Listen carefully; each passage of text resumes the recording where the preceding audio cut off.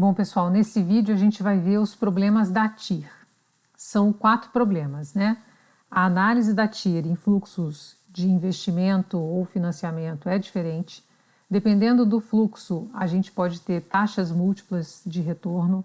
A gente tem situações também diferentes, né? Para quando você tem comparação de projetos com escalas diferentes e quando você está comparando projetos também que têm distribuição dos fluxos de caixa no tempo muito diferentes. Então, nesse caso, né, que nós temos fluxos com características de investimento ou financiamento, o que acontece? No caso de um projeto como esse daqui, né, a taxa interna de retorno é 30%. Então, você vê que o VPL é 10%, é positivo 18,2%. Na verdade, qualquer VPL calculado a uma taxa menor do que 30%, você vai ter um VPL positivo. Então, quando o fluxo tem características, né, como essa de investimento, você vai aceitar se a taxa de desconto do projeto, se a taxa mínima exigida, né, para o projeto for menor do que a taxa interna de retorno. Que aí, nesse caso, né, você tem um projeto que tem uma TIR de 30%, mas a empresa quer uma taxa de desconto, né, exige ganhar no mínimo 20%, quando você calcula o VPL a 20%, você vai achar que o VPL positivo vai aprovar o projeto. Então, quando a taxa mínima exigida pela empresa ou a taxa de mercado for menor do que a TIR do projeto, o VPL é positivo e você aceita o projeto, né? Agora, quando você tem fluxo com característica de financiamento, como esse daqui, a TIR continua sendo 30%. Só que seu critério de decisão tem que ser diferente. O VPL a 10%, por exemplo, é negativo.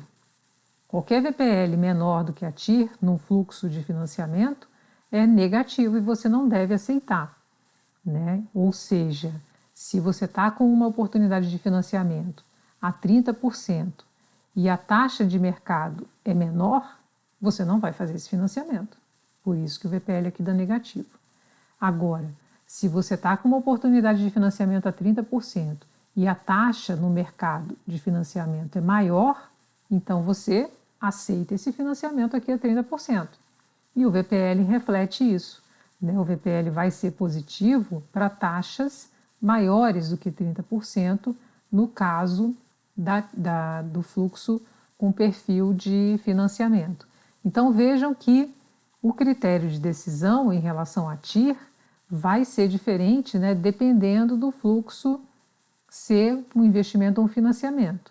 No caso do VPL, a decisão é sempre aceita se for positivo. O segundo problema da TIR é que se você tem fluxos que têm mudança de sinal ao longo do horizonte do fluxo, você também vai ter problema. Por exemplo, né, quando que isso acontece? Quando você tem situação, por exemplo, de um projeto de extração de minério. Extração de minério a céu aberto, no final exige gastos com recuperação da área explorada. Então é um tipo de projeto que você tem um investimento inicial, você tem os benefícios, né, ao longo de um período e depois no final você volta a ter que gastar, a investir, né? Então, quando você tem essa mudança de sinal, a TIR pode apresentar mais de um valor, né? Você zera o fluxo, você zera o VPL em mais de um ponto. Então aqui nesse exemplo, ó, a TIR tanto pode ser 10% quanto 20%. Se você calcular esse VPL para esse fluxo aqui a 10 e a 20, ambos vão dar 0. Então você vai me perguntar, mas então qual que eu uso? Você não usa. Você vai analisar nessas situações o investimento através do VPL, do valor presente líquido. Você vai descobrir qual que é a taxa adequada para esse projeto, né, com base no risco dele, e vai descontar a essa taxa e ver se o VPL é positivo ou negativo, ok? Então, aquele caso lá, ó, é isso aqui. Se a gente fosse fazer aquele gráfico de VPL em relação à taxa, você vai ter uma situação como essa. Você vai ter 2 pontos onde o VPL é zerado, né? E o VPL vai ser positivo para taxas de desconto entre 10% e 20%. Então, teoricamente, uma série de fluxos de caixa com M mudanças de sinal pode ter até M taxas internas de retorno positivas. Então, se você tiver, por exemplo, 3 mudanças gestional, você pode ter 3 taxas internas de retorno, né? Então, nesses casos, o melhor é usar o VPL. Resumindo aqui, por enquanto, o que a gente tem, né? Quando o primeiro fluxo de caixa é negativo e os demais positivos, que é a situação de investimento, você tem uma TIR, você aceita se a TIR for maior do que a taxa mínima exigida, né, ou a taxa de mercado, e rejeita se ela for menor. No caso do VPL, você aceita se o VPL é positivo, rejeita se o VPL é negativo. Quando você tem um fluxo, né, em que o primeiro é positivo e os demais negativos, que é a característica lá de financiamento, né, você aceita se a TIR for menor do que a taxa de mercado e rejeita se a TIR for maior do que a taxa de mercado. No caso do VPL, você aceita se o VPL é positivo e rejeita se o VPL é negativo. Quando você tem fluxos, né, com mudanças de sinal, alguns fluxos após o primeiro são positivos e outros negativos, você pode ter mais de uma TIR. No caso, não tem uma TIR válida e você tem que usar o critério do VPL, que é aceita se o VPL é positivo e rejeita se o VPL é negativo. Então vejam que aqui a gente já tem uma vantagem para o critério do VPL, né? No critério do VPL, qualquer que seja a situação, é sempre aceita se o VPL é positivo e rejeita se o VPL é negativo. A TIR já tem aqui, né, uma característica de uma complicação aqui, que o critério muda dependendo do perfil aqui do fluxo de caixa, né? Então, beleza, já vimos 2 problemas da TIR. Antes da gente ver o terceiro e o quarto, é preciso a gente entender esse conceito aqui do que é projeto independente e projetos mutuamente excludentes. Projetos independentes, por exemplo, investimento do McDonald's no Japão e na África do Sul. A aceitação ou rejeição de um não afeta a aceitação ou rejeição do outro, né? Você pode fazer os 2 ao mesmo tempo, sem nenhum problema, estão em locais diferentes. Projetos, então, são projetos independentes, né? No caso dos mutuamente excludentes, então, por exemplo, em um terreno, construir um prédio de apartamentos ou uma sala de cinema são alternativas excludentes, né? Porque você não pode aceitar ambas ao mesmo tempo, uma vez que vão utilizar o mesmo terreno. Então, essa é a definição de projetos independentes e projetos mutuamente excludentes. Então, tá. Com esse conceito agora, vamos ver o terceiro problema da TIR. Quando a gente tem projetos mutuamente excludentes, em que você tem uma diferença de escala entre eles. Então, vamos ver essa situação aqui. Ó. Nós temos 2 projetos, o A e o B. Um tem um investimento de 450 e o outro de 900, ou seja, o B é o dobro do tamanho, né? E a gente tem essa distribuição aqui de fluxos de caixa nos 3 próximos anos. Se a taxa de retorno exigida, né, para esses projetos é de 20%, a gente tem aqui um valor presente líquido, né, já calculado aqui daquela forma que está no primeiro vídeo, né, de 80 e para esse projeto de 94,4. E a TIR é 32,5 e 25,6. Aí o que acontece? Se você for tomar a decisão pelo critério da TIR, o melhor projeto é o A, que tem a maior taxa interna de retorno. Se você for tomar sua decisão pelo critério do VPL, o melhor projeto é o B, que tem maior VPL. Se esses projetos forem independentes, você vai fazer os 2, né? Porque os 2 têm VPL positivo. Se eles forem mutuamente excludentes, você tem um problema, né? Porque um está apontando, o NPV está te sugerindo o projeto B e a TIR está te sugerindo o projeto A. O problema aqui, né, é que a TIR não leva em consideração a escala do projeto, né? Porque aqui, por exemplo, ganhar 25% de 900 em cima de um investimento de 900 é melhor do que ganhar 32% em cima de um investimento de 450, né? A TIR é um critério que não leva em conta o tamanho dos projetos, né? Então, o que vai acontecer? Vamos detalhar esse problema aqui. Como que você poderia fazer a análise? Não, mas eu quero continuar usando a TIR. Então, o que você pode fazer? Você pode analisar o projeto incremental. O investimento B não é maior? Então, vamos ver se o quanto maior, né, o gasto a mais que ele representa se compensa. Então, a gente começa a fazer aqui a análise do projeto incremental. Eu faço aqui B menos A, menos 900, menos 450, menos 450. 360 menos 320, 40. E faço isso aqui, né? Quando eu calculo o VPL para esse projeto incremental, eu chego em 13,9, um valor positivo. Quando eu calculo a TIR desse projeto incremental, eu chego também numa TIR maior do que a taxa mínima exigida, né, pela empresa. Então, o que isso aqui está me dizendo? Está dizendo que, olha, o gasto a mais que você tem no projeto B compensa, vale a pena, né? A diferença, o que você vai investir a mais, te dá um VPL positivo, né? Bom, então isso aqui sugere, né, que o projeto B é melhor. O 13,9 é o custo máximo a mais que B pode ter em relação a A para que ele mantenha a preferência. E o 21,3% é a taxa que torna os valores presentes líquidos iguais. É também conhecida como a taxa de interseção de Fisher. Isso é interessante. Ele vai, ó, por essa taxa aqui, se você calcula o VPL, né, dos projetos, tá?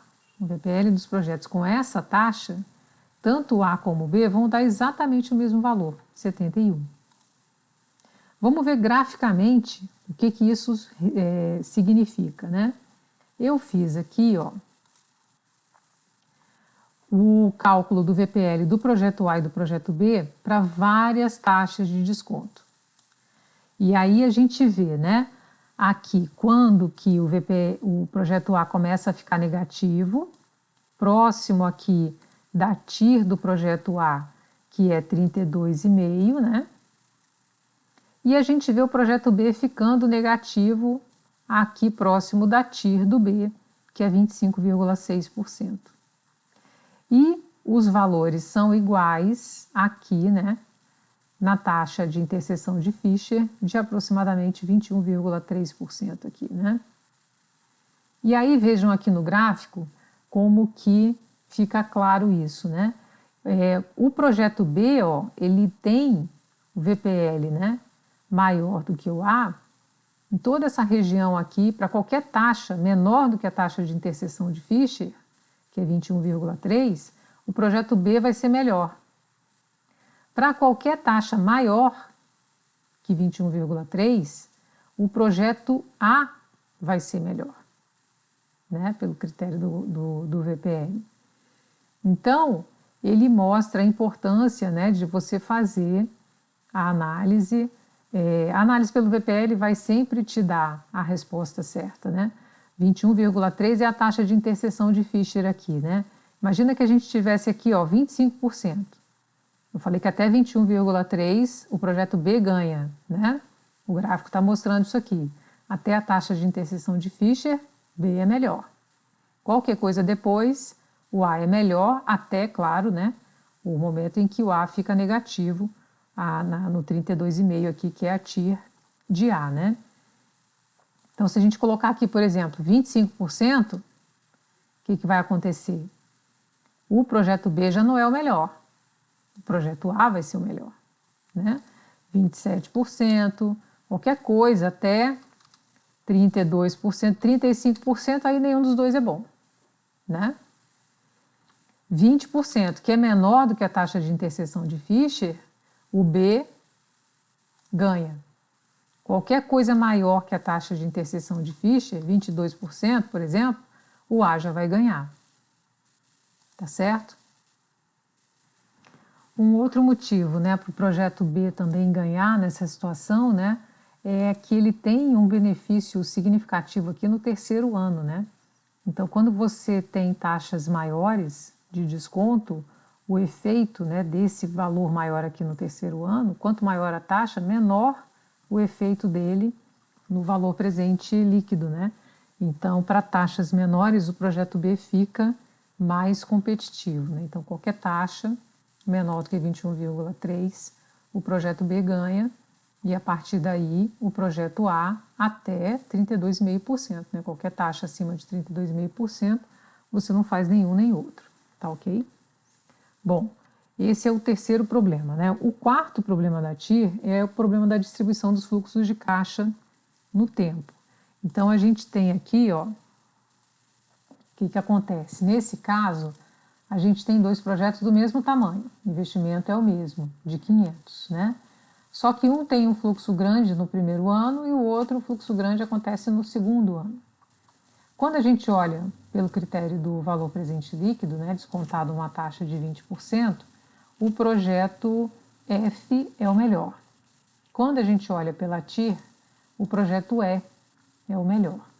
Aqui também, né, a análise incremental é uma pista interessante, né? Então a gente vai fazer o investimento F menos o E, você faz F menos E para cada um dos 3 anos e calcula o valor presente líquido a 20%, dá 25, e a TIR 26,3.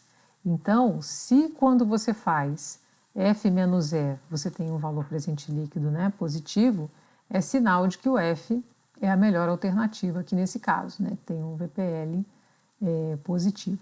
Aqui também, essa TIR, né, tem esse nome da taxa de interseção de Fischer, né, e a gente vai ver aqui os VPLs são iguais dos dois projetos a essa taxa, tá certo?